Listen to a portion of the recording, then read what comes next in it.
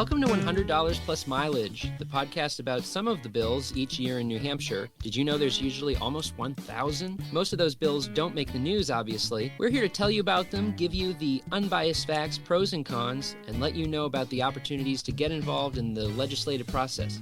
I'm Mike Dunbar, content editor for Citizens Count. And I'm Anna Brown, director of research and analysis for Citizens Count. If we sound a little different this time, it's because we are face-to-face for the first time since we started recording this podcast.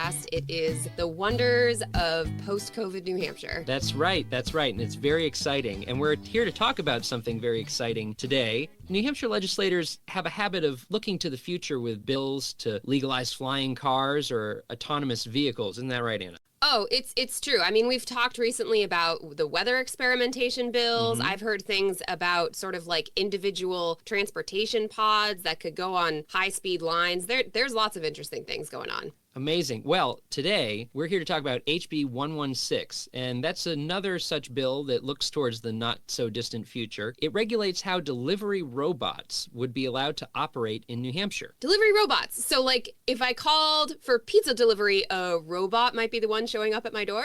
Yes, and funny you mentioned pizza. New Hampshire actually wouldn't be the first state to invite delivery robots to our sidewalks. Just last week in Austin, Texas, Southside Flying Pizza began employing a small fleet of Refraction AI's Rev 1 delivery robots. These robots operate autonomously and bring fresh pizza to customers around the city. In this case, the machines weigh around 150 pounds, and they're described as being about the same size as a person on a bicycle. They can go up to 15 miles per hour, and they operate in bike lanes rather than on sidewalks. Okay, this is both fascinating and a little bit terrifying. I'm imagining also, isn't there that FedEx commercial I've seen with Willie Nelson, I think, where there's like the FedEx robot rolling slowly down the streets?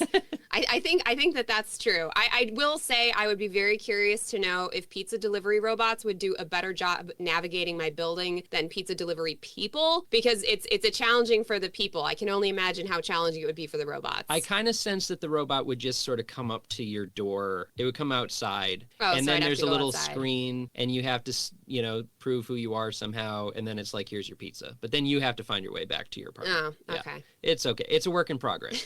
But machines like this wouldn't just be good for delivering pizza, obviously. They could conceivably deliver medicine, groceries, and any other number of products to customers. And interest in these sorts of delivery robots peaked during the COVID-19 pandemic. Some cities in China use them to deliver groceries and sanitize streets during the lockdowns.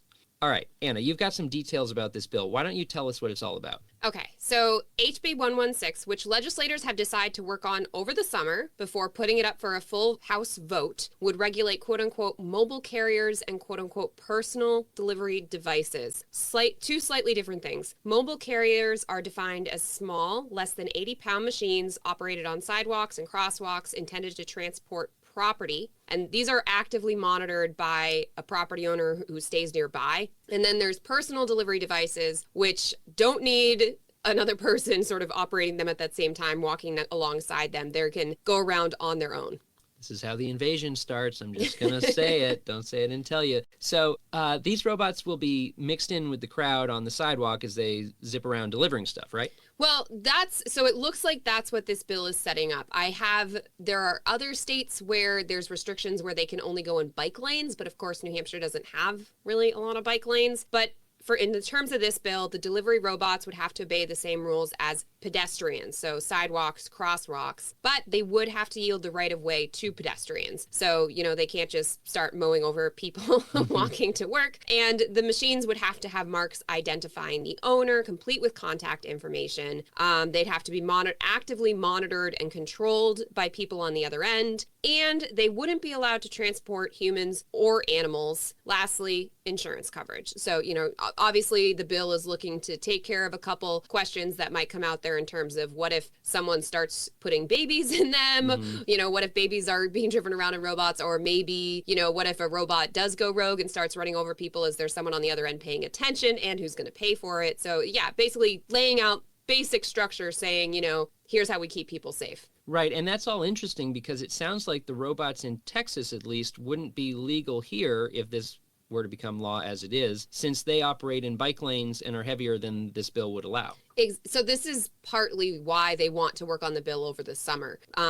In the hearing, which was back in February for this bill, sponsor Rep. Stephen Smith, who, by the way, definitely sponsors some other interesting... Yeah, this is like his thing. He loves the futuristic transportation stuff. So he asked the Transportation Committee to retain it over the summer to address things like this. So he explained the model legislation came from a similar bill in Rhode Island, but since submitting, he's become aware about necessary tweaks. So the idea is the committee over this summer can hammer out details with industry experts like FedEx, Dean Kamen, whoever else. Right. Okay, that makes sense. So let's get into the pros of this bill. Okay, so Representative Smith and other proponents have these hopes of making New Hampshire a hub for technological development. You know, I think companies developing this new technology, they don't necessarily want oppressive regulations or bans, but at the same time, if there's that regulatory framework in place, it introduces this is how you do this safely and within the law, and you're not going to face, you know, Wild West lawsuits or whatever. So simple ground rules so these companies can confidently invest in New Hampshire. Right, right. And it reminds me of the early days of like Uber and other ride-sharing platforms when that was still new technology and people were trying to figure out what states should do to pave the way for that. So what did opponents of this bill have to say?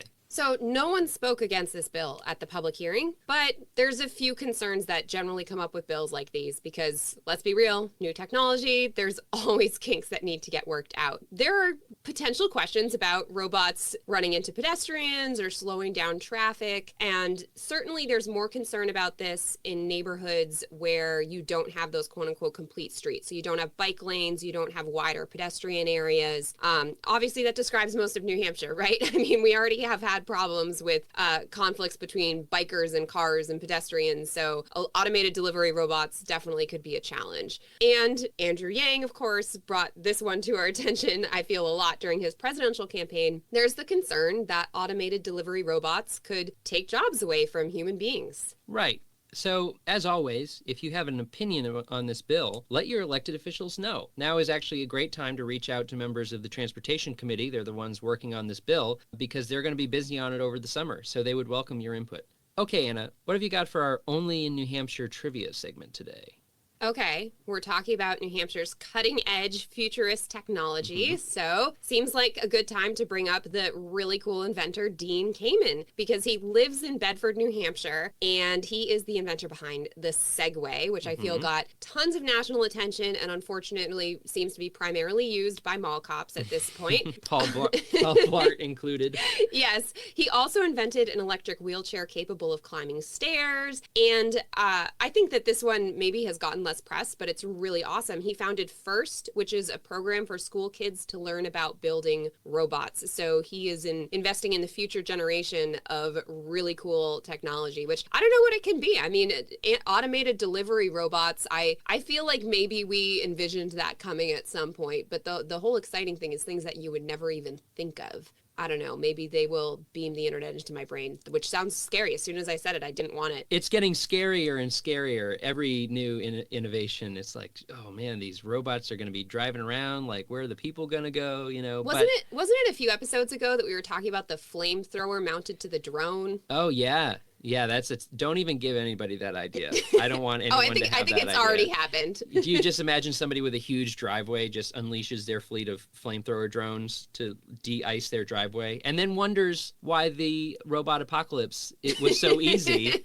It's because they mounted all these flamethrowers to these drones. Anyway, I digress, but Dean Kamen, way to go. Keep inventing stuff.